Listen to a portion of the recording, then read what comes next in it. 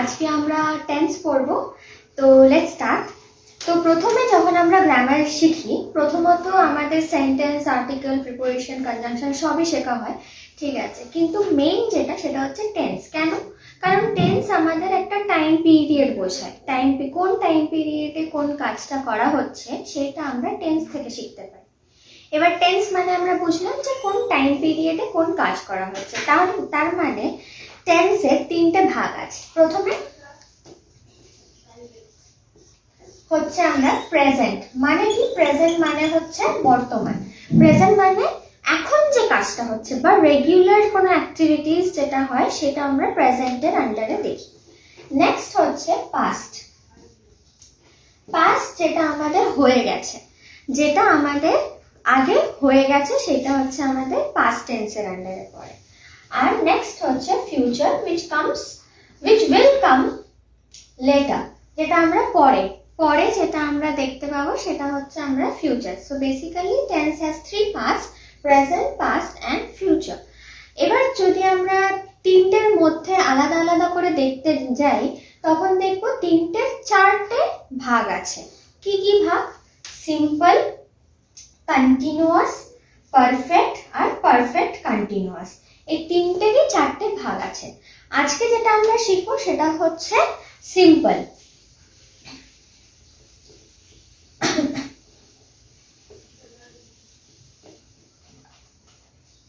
যদি আমরা সিম্পল বোঝাতে চাই, সিম্পল প্রেজেন্ট টেন্স ধরে নাও। Simple present tense. Simple present tense কখন আমরা করি? যখন আমরা কোনো কাজ, রেগুলার অ্যাক্টিভিটিস বা যেটা ইউনিভার্সালি ট্রুথ সেই রকম কোনো কাজ আমরা বোঝাই, তখন আমরা সিম্পল প্রেজেন্ট টেন্সের আন্ডারে লিখি। যেমনি রেগুলার অ্যাক্টিভিটিস, যেমনি if I write an example of simple present tense, then I can write the boy goes to school every day. So the boy goes to school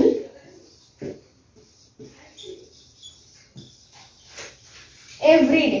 তাহলে এখানে এই ওয়ার্ডটা আসছে এভরিডে, তার মানে কি? তার মানে এটা একটা regular activity which makes it a simple present tense, which makes it comes under simple present tense. আর এই যে verb goes, এটা হচ্ছে আমার নর্মাল, এটা V1 ফর্ম অফ verb। তার মানে আমরা যখন সিম্পল প্রেজেন্ট টেন্সে কিছু লিখছি তখন আমার ভার্বটা থাকবে V1, আর বেসিক্যালি ওটা রেগুলার অ্যাক্টিভিটিস বা ইউনিভার্সাল ট্রুথ বোঝাবে।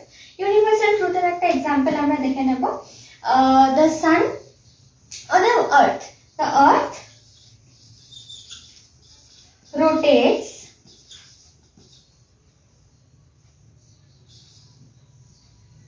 in 24 hours.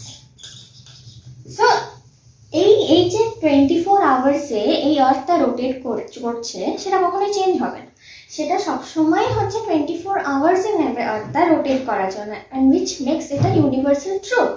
তাই জন্য এখানেও দেখো ভার্বটা V1, আর এটা যেহেতু universal truth, it comes under simple present tense.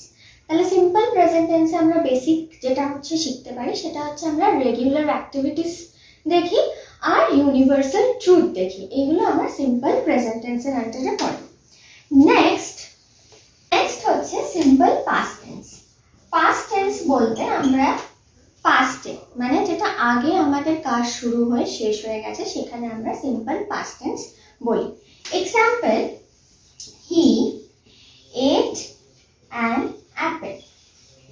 এটাতে কি বোঝা যাচ্ছে? এই সেন্টেন্সটাতে এটাতে এটাই বোঝাচ্ছে যে সে অ্যাপেলটা অলরেডি খেয়ে নিয়েছে, মানে সে অলরেডি পাস্টে এই কাজটা করে ফেলেছে। তাই জন্য এটা আমরা সিম্পল পাস্ট টেন্সের আন্ডারে রাখছি। আর এখানে যে ভার্বটা এটা আমার V2 হয়ে যাচ্ছে।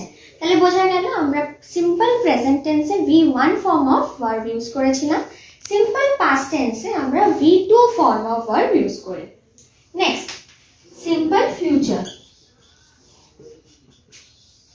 সিম্পল ফিউচারে আমরা এটাই বোঝাই যে কাজটা পরে হতে চলেছে, যেটা না হয়ে গেছে, যেটা এখন হচ্ছে না, কিন্তু যেটা পরে হবে, যেটা আসছে।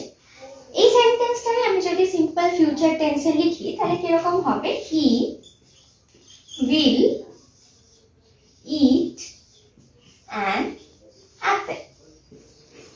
তাহলে he will eat an apple, তার মানে সে অ্যাপেলটা পরে খাবে। সে এখন খাচ্ছে না, সেটা প্রেজেন্ট এখনো খাচ্ছে না, সে পাস্টে খায়নি, সে ফিউচারে অ্যাপেলটা খাবে। তাহলে এটা হচ্ছে আমার সিম্পল ফিউচার টেন্সের আন্ডারে পড়ছে। এখানে ভার্ব হচ্ছে V1 থাকে, কিন্তু ভার্বের আগে একটা আমরা অক্সিলারি বলতে পারি বা হেল্পিং ভার্ব বা মোডাল ভার্ব বলতে পারি। এটা একটা মোডাল ভার্ব হিসেবে বি আমরা ইউজ করি to make it simple future tense.